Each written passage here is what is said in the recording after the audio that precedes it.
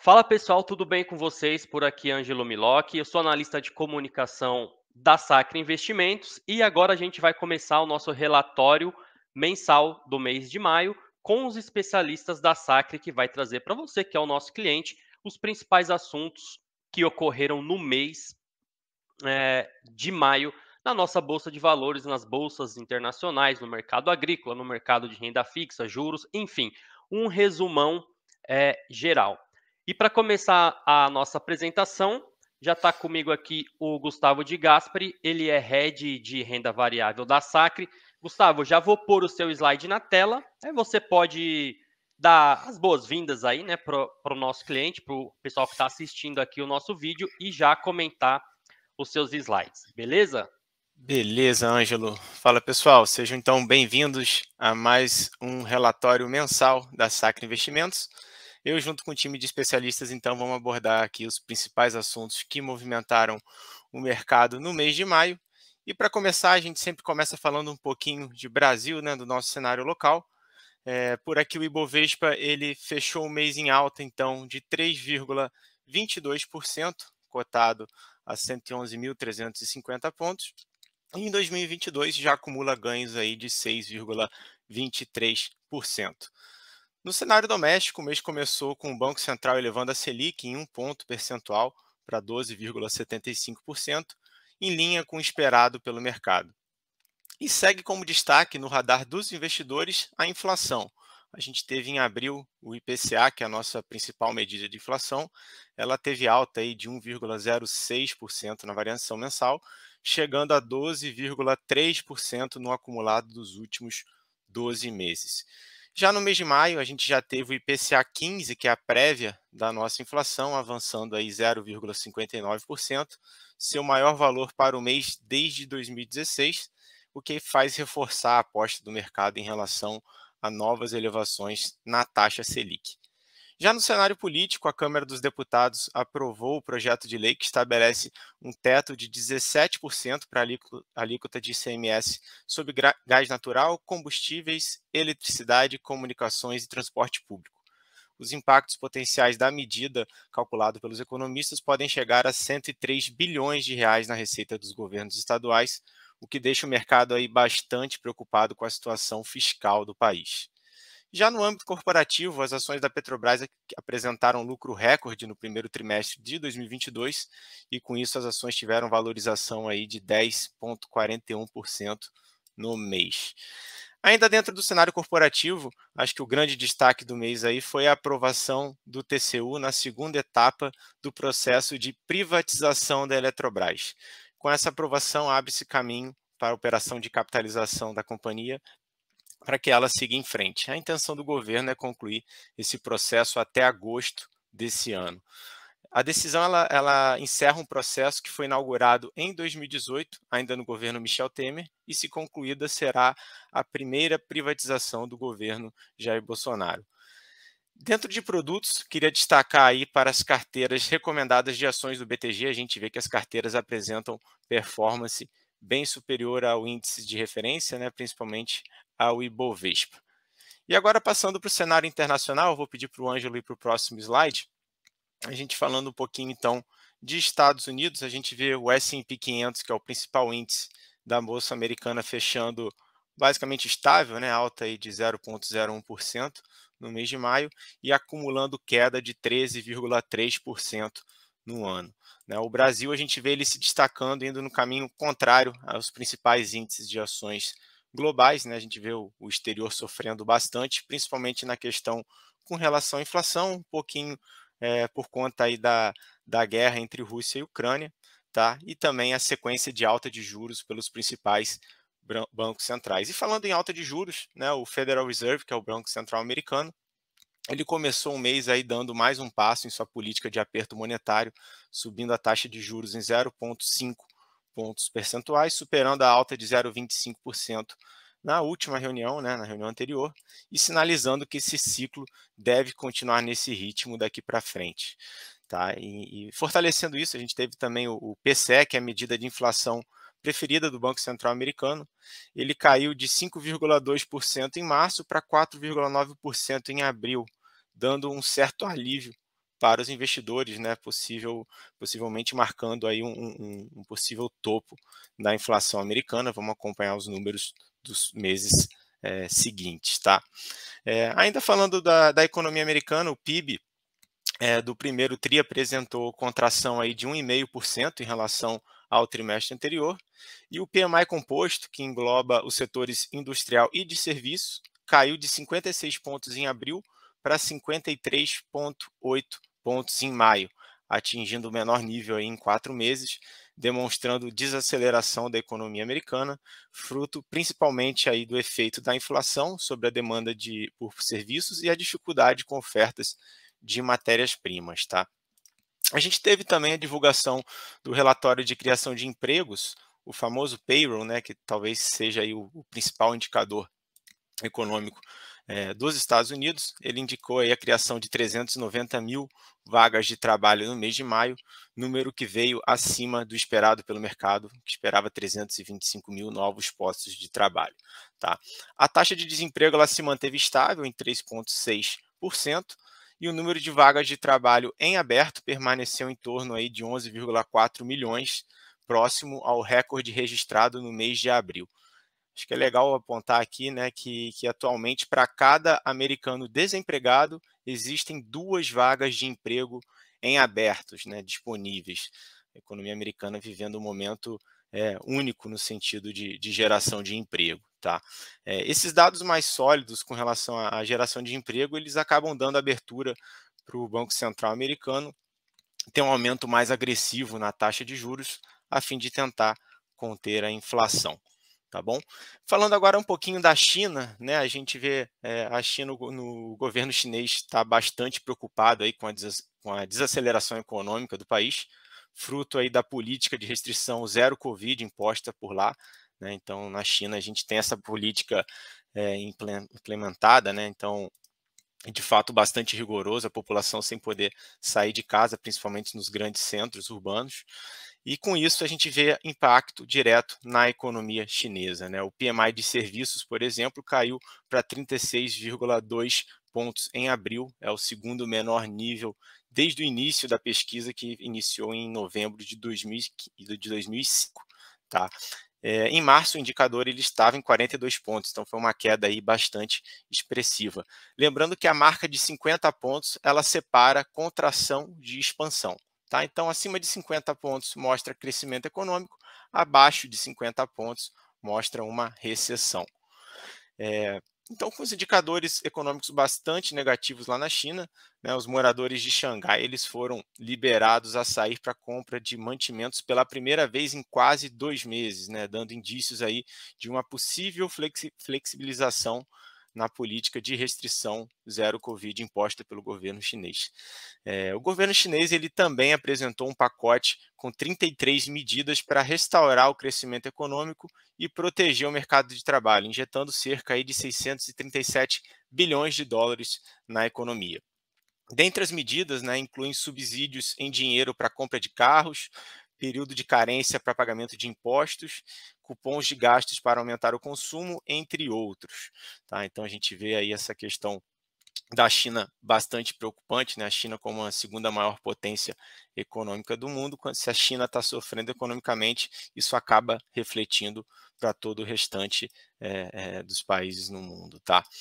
E por fim, falar um pouquinho dos fundos imobiliários, a gente volta aqui para o Brasil, né? A gente tem no próximo slide, por favor, Ângelo, o nosso IFIX, o Índice de Fundos Imobiliários, ele apresentou um avanço aí de 0,26% em maio, no acumulado do ano, ele apresenta um avanço de 0,56%. Né? O índice de fundos imobiliários ele segue oscilando entre ganhos e perdas, dada a incerteza com relação à inflação e a questão fiscal do país, né? Sobretudo com relação ao possível fim do ciclo de alta da Selic.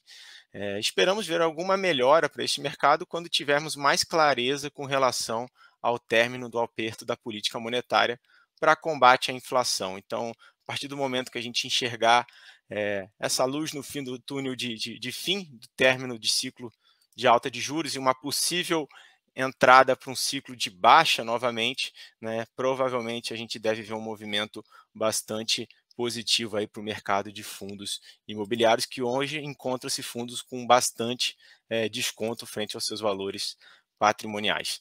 Tá bom? Da minha parte é isso. Agradeço aí, Ângelo, por conduzir os slides. E a gente chama agora, então, acho que o Leandro é o próximo a bater o papo com a gente para falar um pouquinho de moedas. Isso, valeu, Gustavo, obrigado pela sua participação. Vamos trazer agora então o Leandro para falar um pouco do mercado internacional.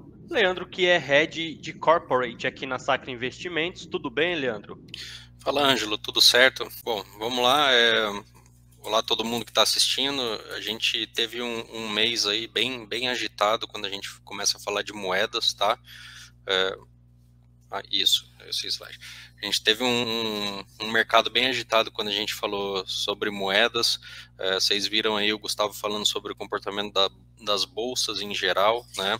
O S&P, na verdade, ficando quase no 0 a 0, mostrando, na verdade, esse fantasma que gira em torno de todo mundo, que é a inflação, né? Nos níveis da Europa batendo recorde, nos níveis nos Estados Unidos batendo recorde e os juros tendo que subir no mundo inteiro, tá? Então aqui a gente vê um enfraquecimento, na verdade, da moeda, do dólar, né, frente ao real. Então nosso real se valorizando aí, caindo 3,83 aí no mês de maio, tá? Acumulando aí em 2022 mais de 15% de desvalorização do dólar, tá? Isso se dá bastante pelas questões de juros, né, que estão aumentando ali nos Estados Unidos, a contenção ali da inflação, desse fantasma que ronda o mundo inteiro, e bastante também com relação à guerra, o conflito, né, entre Rússia e Ucrânia, tá? Então, não se fala em outra coisa a não ser a inflação. Então, a inflação tem sido o principal ator aí para essas moedas mais fortes, né, que é o dólar e o euro, perderem, né, seus valores perante as moedas emergentes de uma forma geral, né? O DXY, que ele é um indicador que ele mostra muito isso, que nada mais é do que uma cesta de moedas versus o dólar, né, mostra de fato essa desvalorização do dólar frente a essa cesta de moedas, né, chegando aí no nível de 101,78, né, no último fechamento, esse indicador que já chegou até 104, né, em épocas de mais medo, né. Então, vemos aí um cenário bem desafiador com relação à inflação. Falaram no começo, né, do mês, temiam por aumentos mais agressivos do que o 0,5% falado pelo Fed, mas na última votação ali do conselho do FONC, né, não foi chegado num consenso que não vai haver necessidade, né, de aumento aí, pelo menos de mais do que 0,5% nas duas próximas reuniões. Esperamos que os números aí melhorem, né, para que nós tenhamos aí uma valorização e uma boa estabilidade aí das moedas aí, sem muita volatilidade, né, que é o que a gente está mais vendo nos últimos meses. Entrando no cenário aqui das criptos, como não falar de Terra Luna, né? Esse mês eu acho que foi marcado pelo grande crash, né, de uma altcoin que respingou no mercado de criptomoedas inteiro, né? A Terra Luna foi uma moeda que teve um lastro, né, que infelizmente não deu certo perante os investidores, né? E como esse lastro era endividamento, a moeda, a Terra Luna, acabou caindo e chegando no valor bem próximo de zero, chegando a cair 99,9%, tá? Então, o Bitcoin e o Ethereum, que são as duas principais criptos, acabaram entrando na onda, digamos assim, desse bear market das criptos, girando em torno aí dos 28 a 31 mil dólares para Bitcoin, e o Ethereum chegando até em 1.700 a 1.800 mil dólares, até por volta de 2.000 dólares, tá? O ano ainda é bastante promissor, porque nós vemos ainda algumas atualizações bem importantes para blockchain da Ethereum, né? Então, Bitcoin ele segue sendo uma reserva de valor para todo mundo que pensa em criptoativo, né? Ele está totalmente consolidado, mas tem analista falando aí que Ethereum deve virar o preço do Bitcoin, né? Será que a gente vai ver esse ano o Ethereum valendo mais que o Bitcoin? Vamos aguardar para ver, tá? Então, basicamente, o cenário de volatilidade está totalmente concentrado aqui na inflação. E inflação é medo aqui nas moedas, tá? E volatilidade extrema. Cuidado aí, pessoal. Então, fica por aqui. Um abraço aí para todo mundo. E agora eu passo para falar com o Alípio Dias, que é o Head de Commodities aqui da Sacre. Tudo bem, Alípio? Seja bem-vindo aí ao vídeo. Olá, Ângelo, obrigado pela oportunidade, obrigado a você, cliente também da Sacre Investimentos. Vamos lá, em relação às commodities agrícolas, a gente tem 3 principais motivos macroeconômicos que trouxeram volatilidade nesse mês de maio. O primeiro grande motivo é o próprio Comitê de Política Monetária do Federal Reserve, como foi comentado pelos demais colegas, né, que mudou a expectativa do mercado em relação ao ritmo de aperto das condições financeiras nos Estados Unidos, que isso resultou em enfraquecimento do dólar, como apresentado pelo Leandro. Isso usualmente é desfavorável para a classe de commodities, né? Porque em sua maioria são precificadas em dólar, então o seu mercado de referência é dolarizado e esse é o primeiro motivo que trouxe volatilidade para o mercado de commodities agrícolas. O segundo principal motivo é a atividade econômica da China, né? Que também atuou como um elemento baixista. Vocês podem observar na tela que 3 das 4 commodities agrícolas que a gente acompanha por aqui ficaram negativas nesse mês de maio. Então, a atividade econômica da China impactou bastante, é parte relevante do consumo, né, do global, o país asiático, e a manutenção que eles tiveram da política de lockdown para conter o avanço da crise sanitária serviu para pressionar as cotações. Tá? Então, esse é o segundo motivo. Terceiro principal motivo macroeconômico é o conflito entre a Rússia e a Ucrânia, que não apresentou um desenvolvimento positivo nos últimos dias, né? Então, isso fica de pano de fundo aí para as discussões de novas sanções econômicas da Rússia, dentre as commodities agrícolas. E esse conflito ele seguiu trazendo viés baixista, principalmente para o café, né, que tem mais de 30% do consumo concentrado no continente europeu. Dado esses 3 principais motivos macroeconômicos, já entrando direto no assunto de commodities agrícolas, a gente tem as condições climáticas. Essas sim foram protagonistas em relação às commodities, né, principalmente para o mercado de grãos. O USDA, que é o Departamento de Commodities Agrícolas dos Estados Unidos, apresentou números que foram bastante relevantes, principalmente para a safra americana, foram números importantes e eles trouxeram volatilidade. Né? Teve um período também de troca diária de soja para milho, então tudo isso trouxe bastante volatilidade. Entrando diretamente em cada commodity específica, em relação à soja, a consolidação da safra no Brasil ela foi bastante importante nesse mês de maio, foi um dos principais vetores aí para direcionar as negociações de maneira global. Além disso, o dólar perdendo espaço, né, cotações baixistas, e a economia chinesa. Né? Então, isso pesou negativamente. Se você puder colocar na tela aí de maneira mais ampliada, Ângelo, a cotação da soja, e a gente encerra o mês, então, praticamente estável, 0,09 de queda, negociada a 37 dólares e 11 centavos a saca. Lembrando que essa saca ele é um contrato espelho, que é negociado aqui no Brasil, então cotação aqui em dólar, tá? Negociado na Bolsa Brasileira. Já o milho, uma queda de 4,16 no mês, negociado a R$ 88,42 a saca. Um dado importante aqui que eu comentei anteriormente foi a perda da área de milho para soja nos Estados Unidos, que soma-se ao clima adverso no início do período do plantio, então isso contratou um viés baixista para os preços, né, que segue impactando aí pelo noticiário relacionado ao milho. E os números da safrinha no Brasil, eles se demonstraram números atrativos. Né? Então, à medida que a gente vai colhendo milho e vai percebendo que essa safra vai dando certo, ocorre uma pressão baixista ainda maior e os preços tendem a arrefecer. Então, a gente encerra o mês de maio negociando a R$ 88,00 a saca de milho na Bolsa Brasileira. Já o boi gordo, tivemos uma queda de 3,5%, negociando a R$ 312,60 a arroba do boi. O comércio com a China ele segue bastante forte. A demanda interna ela começa a ganhar parâmetros para crescimento no curto prazo.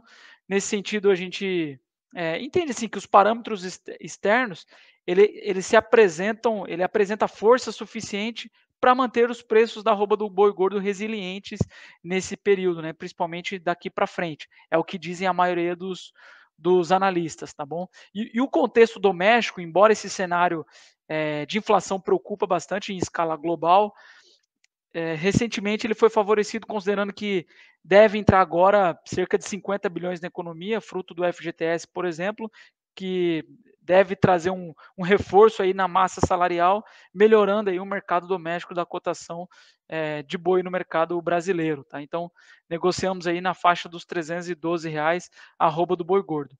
Já em relação ao café, essa sim é a commodity que fecha com cotações altistas no mês de maio, uma alta de 4,56, negociada a $287,95 a saca. Inicialmente no mês de maio, as cotações do café arábica elas traziam um viés mais baixista devido a esse conflito na Europa, né? E também ao início da colheita no café no Brasil, mas esse impasse em relação ao conflito com a Europa, ele embora ele traga esse vetor baixista, a gente tem um problema por o lado da oferta, né? Que o início da colheita do Brasil ela coloca pressão também nos preços da saca do café, principalmente nessa próxima colheita 2022-23. Também outro lado também, outro vetor importante a se analisar são os números de produção da Colômbia, né, que apresentaram queda aí de 7% ao ano em abril. E esse número ainda, a gente não tem esse número atualizado no mês de maio, mas foi a 7ª baixa consecutiva na produção do café colombiano. Então, tudo isso traz volatilidade a esse mercado, tá bom? Então, essas são as notícias agrícolas aí do mês de maio. E é isso, viu, Ângelo? Legal, então obrigado, Alipe, pela sua participação. Eu já vou chamar agora aqui para falar um pouquinho também o Diego Lima, que é o head de renda fixa da Sacre. Tudo bem, Diego?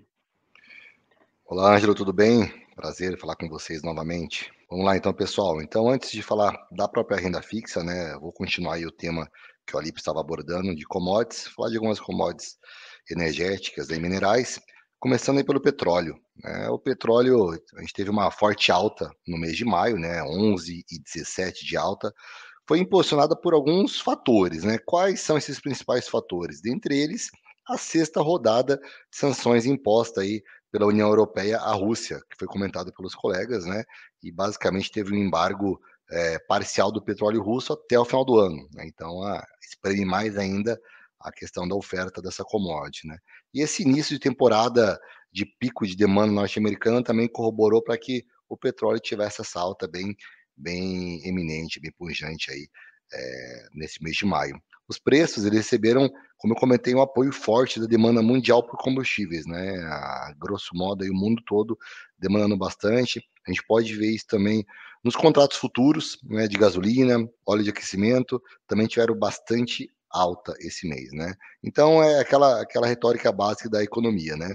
Oferta e demanda. Com esse crescimento da oferta abaixo do crescimento da demanda, aumenta bastante esse risco aí de escassez de oferta global em um cenário que já está bem apertado, né? Então, basicamente por esses motivos aí, o petróleo teve uma alta bem forte no mês de maio, né?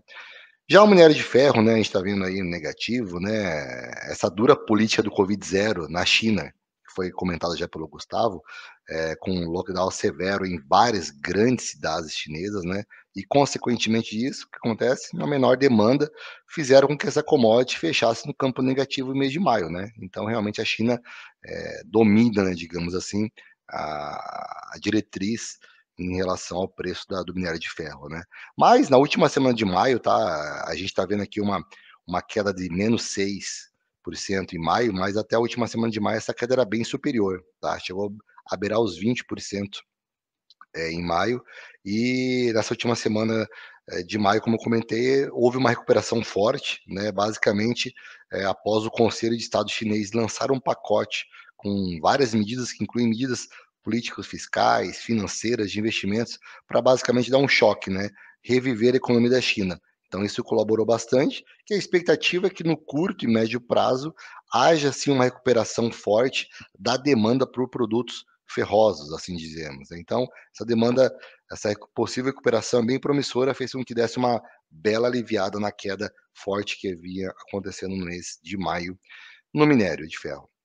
O ouro tivemos uma queda de pouco mais de 3%, foi basicamente essa desaceleração nos Estados Unidos, né, da desaceleração da inflação. Na verdade, a gente vem de meses, né, de alta de inflação, porém a inflação do mês anterior nos Estados Unidos já foi um pouco menor, ou seja, teve uma alta menor do que o mês consecutivamente anterior.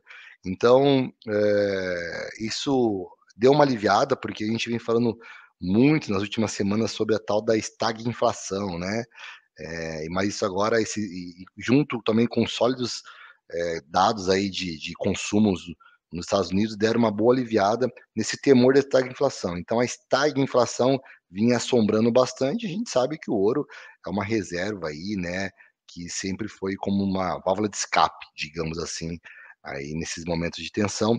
E, como eu falei, inflação relativamente menor ao mês anterior nos Estados Unidos. E uns números bem interessantes aos consumos e da industrial americano fizeram com que esse temor à inflação, pelo menos por hora, fosse deixado bem de lado. E aí o ouro também, que estava sendo uma reserva utilizada para esses momentos, fez com que os investidores buscassem novos investimentos também, por exemplo, nas rendas fixas, né? A gente está vendo que aqui no Brasil a gente já vem de um ciclo de alta Selic aí há cerca de um ano. Nos Estados Unidos começou agora esse ciclo de alta, mas o ciclo de alta de juros ele corrobora também para que os grandes investidores busquem investimentos de renda fixa, né? Lembrando que o ouro não gera nenhum dividendo ou nada do gênero. Chegando aqui, pessoal, na parte do juros futuro, né? Então aqui tá tudo verdinho, principalmente essa coluna aí de maio, né? Basicamente a curva de juros futuro apresentou elevação ao longo de todos os vértices, né? A gente está vendo desde o vértice mais curto, que é janeiro de 2023, até o vértice mais longo aqui apresentado janeiro de 2029. A gente teve uma alta em todos esses vértices, né? Na faixa aí de 2,5%. Quais são os principais fatores aqui também, né? O principal motor desse movimento da curva de juros continua sendo a inflação, né? A inflação, acho que todo mundo abordou esse tópico de inflação que nós viemos falando há alguns meses e não saiu de moda, digamos assim, né? Essa inflação, ela basicamente esse temor de inflação, na verdade, não só o temor, né? A consequência que está todo mundo sentindo nessa inflação, e a inflação talvez um pouco mais persistente que o imaginado, a consequência é a elevação de juros, não só aqui no Brasil, como no exterior, né? Da taxa básica de juros dos principais bancos centrais mundiais, né? Reflete também na curva de juros, tá? As preocupações com o possível impacto fiscal da perda de arrecadação com esse projeto de limitação de ICMS nos combustíveis, né? O Gustavo também abordou recentemente, falando agora talvez o governo propondo várias medidas, até talvez zerar ICMS de diesel, reduzir drasticamente, colocar um teto, né, de 15% da gasolina, enfim, isso gera alguns receios, né? Então o fiscal, né, aquele risco fiscal que no início da pandemia a gente falava bastante, voltou bastante no radar. Isso reflete diretamente na curva de juros futuro. E também, falando da inflação, né, foi divulgado a IPCA 15 no meio, pouco mais, na penúltima semana do mês de maio, que veio com o número também, digamos assim, negativo, né? Acima das expectativas, né, fechando 0,59, fez com que as taxas voltassem a precificar a inflação mais persistente, né? Lembrando que a estimativa do BTG para o IPCA acumulado de 2022 foi revista, foi atualizada, atualmente está em 9,2%, ou seja, mais de 9% de inflação é prevista para o acumulado de 2022. Lembrando, 2021 ficou em um pouco mais de 10%, ou seja, dados assim realmente preocupantes, né? Então, só para revisar também e reforçar alguns pontos de atenção aqui, no Brasil, né, a gente teve a divulgação do PIB, né, do primeiro trimestre, um crescimento de 1%, né, um dado relativamente interessante. Alguns economistas imaginavam que esse poderia ser um número pior, né, e também a taxa de desemprego diminuiu, nós fechamos a taxa de desemprego pelo CAGED de 10,5%, números também muito bons, né, níveis de arrecadação brasileira também batendo um recorde, números bons. Mas também alguns dados mistos, como, por exemplo, produção industrial de abril, né? Alguns dados mistos mostrando não um aquecimento, mas sim uma certa estabilidade, né? E reforçando essa discussão dessas propostas aí sobre o combustível, né? Que a inflação ela está digamos que generalizada, mas realmente o combustível impacta diretamente, indiretamente na vida de todos aqui, dos brasileiros. Essas discussões do governo no trâmite político é algo que a gente tem que ficar bastante de olho para ver se isso vai refletir bastante ou mais ainda na curva de juros. E dependendo de qual seja o desfecho, digamos assim, pode trazer alívio aí nas próximas semanas e beneficiando o fechamento da curva de juros, tá bom? Ângelo, por hora é isso. Obrigado a todos que estão presentes aqui, estiveram presentes nesse nosso bate-papo. É isso aí, então, Diego Lima, Head de Renda Fixa aqui da Sacra Investimentos. Eu agradeço a todos vocês, pessoal, obrigado pela participação, por contribuir com esse vídeo que integra o relatório consolidado mensal do mês de maio, que a gente envia para os clientes da Sacre também. Valeu, pessoal, obrigado. Valeu, Ângelo. Obrigado. Até a próxima. Falou. Tchau. E você que é cliente da Sacre, acesse também o blog sacre.digital para ficar informado com os conteúdos que são produzidos também pelos nossos especialistas. Até a próxima.